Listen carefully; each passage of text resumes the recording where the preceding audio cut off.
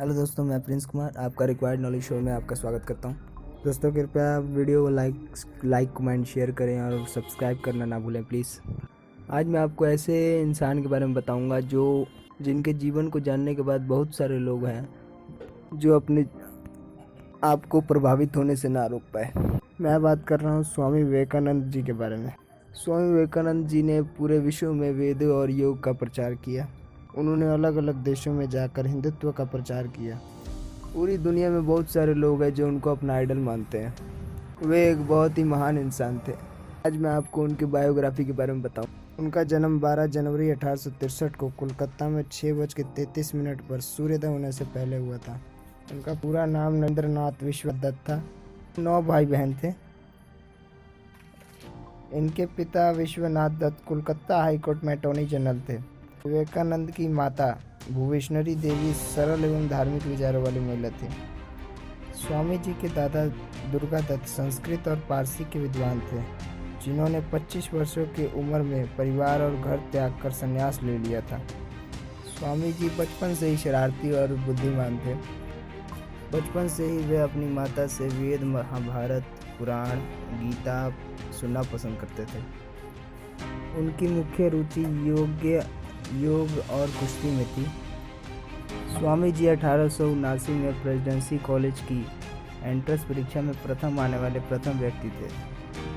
उन्होंने पश्चिमी तर्क, जीवन और यूरोपीय इतिहास की पढ़ाई जनरल असेंबली इंस्टीट्यूट से की। उन्होंने 1881 में ललित कला की डिग्री ली। स्वामी जी ने 1884 में स्नातन की डिग्री ली। स्वामी जी ने डेविड ह्यू, इमैनुअल कैंट और चार्ल्स डार्विन जैसे महान वैज्ञानिकों का कामों का अध्ययन किया हुआ था और वह दर्शन शास्त्री के कामों का अध्ययन किया था। स्वामी जी हर्बर्ट स्पेंसर के विकास सिद्धांत से प्रभावित थे और उन्हीं के जैसा बनना चाहते थे। उन्होंने उनकी किताब को बंगाली में भी प्रदर्शित किया है। वेस्टर्न कल्चर में विश्वास रखने वाले उनके पिता विश्वनाथ दत्त उनके अपने पुत्र को अंग्रेजी सिखाकर वेस्टर्न कल्चर में ही रखना चाहते थे, लेकिन नियति को कुछ और ही मंजूर था। स्वामी जी के पिता की 1884 में अचानक मौत हो गई। घर में उनकी परिस्थिति खराब हो गई। साहूकार दिए हुए कर्ज की मांग कर रहे थे। मुसीबत के समय में स्वामी जी काम ढूंढने लग गए और तब भगवान के अस्तित्व का सवाल उनके सामने खड़ा हो गया, जहां उन्हें रामकृष्ण परमहंस के पास उन्हें तसल्ली मिली और फिर उन्होंने दक्षिणेश्वर जाने का मन बना लिया। 1885 को रामकृष्ण परमहंस के गले में कैंसर हो गया।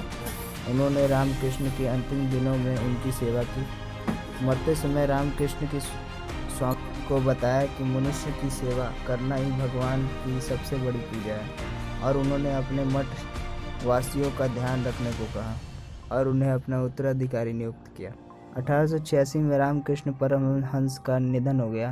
1893 में अमेरिका के शिकागो शहर में विश्व धर्म परिषद का आयोजन किया गया, जहां पर स्वामी जी ने एक ऐतिहासिक भाषण दिया। स्वामी जी के शुरुआती सम्मोहन ब्रदर और सिस्टर कहते ही वहां 2 मिनट तक तालियां बजी। वहां अगले दिन अखबारों में लिखा गया कि विवेकानंद का भाषण सबसे सफल भाषण था। स्वामी जी अमेरिका में 2 साल तक रहे। अमेरिका के बाद स्वामी जी इंग्लैंड चले गए। वहाँ की मर्जेंट नोबल उनकी फॉलोअर बनी, जो बाद में सिस्टर नविदित्या के नाम से प्रसिद्ध हुई। 1897 में उन्होंने रामकृष्ण मिशन की स्थापना की। स्वामी जी ने बताया कि दुनिया के सभी धर्म सत्य हैं और वह एक देह की तरफ जाने वाले अलग अलग रास्ते हैं। स्वामी जी के विचार बहुत ही अच्छे थे। 4 जुलाई 1910 को स्वामी जी ने महासमाधि लेकर अपने जीवन का त्याग किया और इसकी भविष्यवाणी उन्होंने पहले ही कर दी थी। केवल 40 साल से ज़्यादा नहीं जिएंगे। अपनी मृत्यु के पहले स्वामी जी ने पैदल ही संपूर्ण भारत की भ्रमण किया और सन्यासी जीवन जिया। उनको अपना आइडल मानने में से एक हैं हमारे माननीय प्रधानमंत्री नरेंद्र मोदी जी। और भी कई लोग हैं जो उन्हें अपना आइडल मानते हैं। स्वामी जी के जन्मदिन 12 जनवरी को भारत में राष्ट्रीय युवा दिवस को मनाया